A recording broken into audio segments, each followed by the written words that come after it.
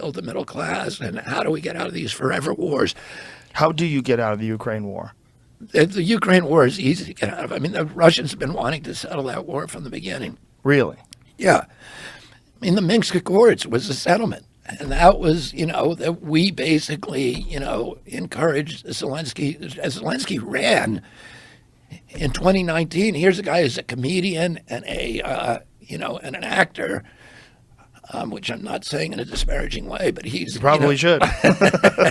My wife is those things too. Yeah. So, but how did he win? How did he win with 70% of the vote? He won because he ran on a peace platform, promising to sign the Minsk Accords, which was an agreement that Russia, France, and Germany had all agreed to, which would have left Donbass as part of Ukraine as an autonomous region, so they can now enjoy their own language, the ethnic Russians, and protect themselves from attack by the central government, which was U.S. Installed central government, and that NATO would stay out of the Ukraine, and that's what the Russians wanted, a pledge that NATO will never go in, which we should have made for them. We have no business putting NATO in the Ukraine. We promised we'd never do that. We committed to it, and we've repeatedly violated those promises, and there's people in the White House who want this war, and they've said it repeatedly. Even President Biden has said the purpose of the war is to depose Vladimir Putin. And what, install a puppet government? Well, that's the thing. The same people who got rid of Saddam Hussein, which cost us $8 trillion. And Iraq is now worse off than we found it. We killed more Iraqis than Saddam Hussein. We forced Iraq into this bondage to Iran, where they're now a proxy state of Iran. We've reduced that nation into this incoherent mess that is just a battle between Shia and Sunni despots. We created ISIS. We then had to do the Syrian war, the Yemen war, the Afghan, Pakistan. We drove 2 million refugees into Europe and destabilized every democracy in Europe for the next 2 generations and created Brexit. That's what we got for that $8 trillion and the ravaged middle class in our country.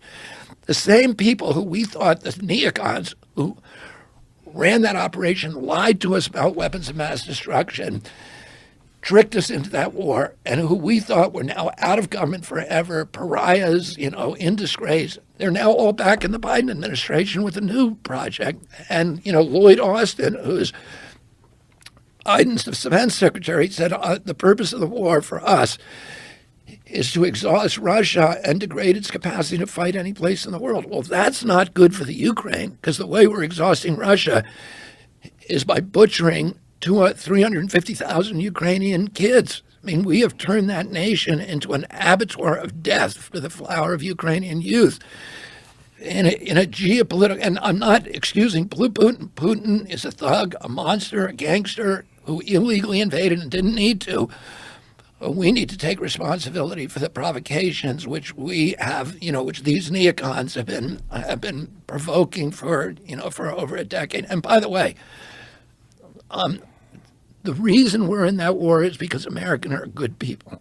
And, we were convinced, granted, we're using these kind of comic book depictions, that they're now, the military-industrial complex is now expert at selling from us of this kind of good versus evil, this whole thing that gets us into these wars.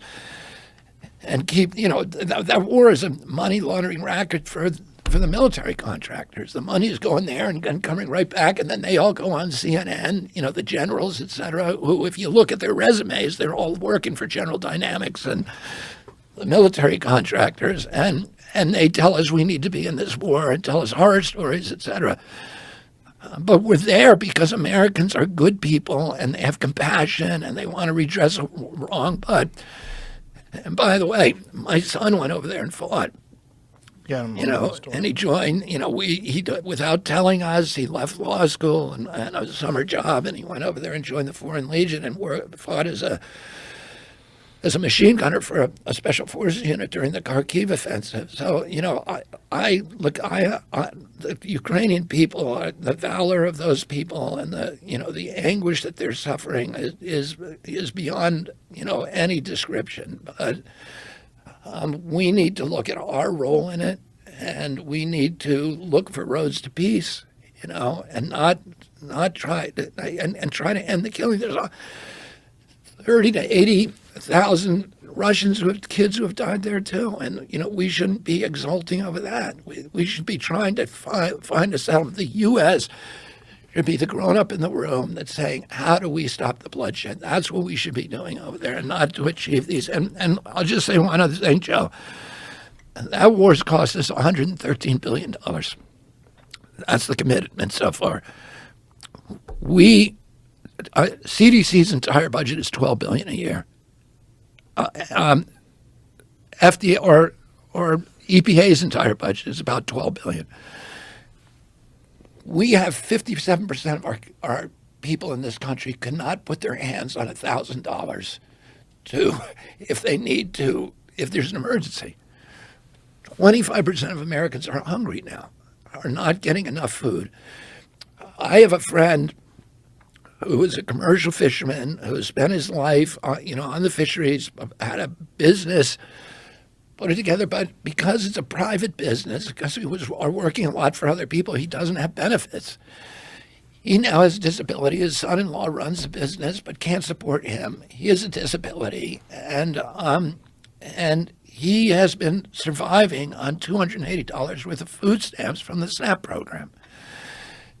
And that doesn't take you too far. But on March 1st, he got a robocall from the government saying, your food stamps have been cut by 90%. You're now getting $25 a month. Try feeding yourself on 90 cents a day in this country. 30 million Americans got that call. And that same month, we bailed out, we printed $300 billion new dollars to bail out the Silicon Valley Bank. And we topped off the Ukraine war commitment to $113 billion. So we got lots of money for the military-industrial complex, lots of money for the bankers, the banksters. But we're starving Americans to death, starving them. And